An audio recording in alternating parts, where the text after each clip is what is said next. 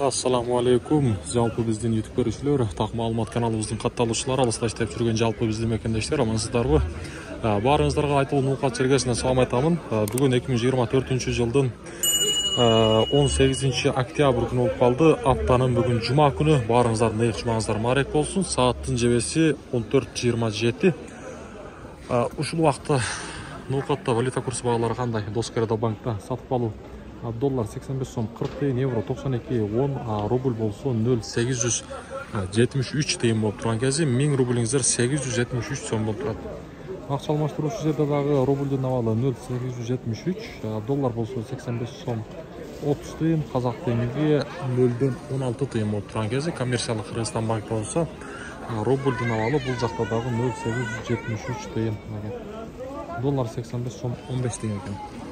Каналға хатталып сөз түрді осындай әрбіріңіздер жырнай болған лайкты аябай басып қойыңыздар, туғандар.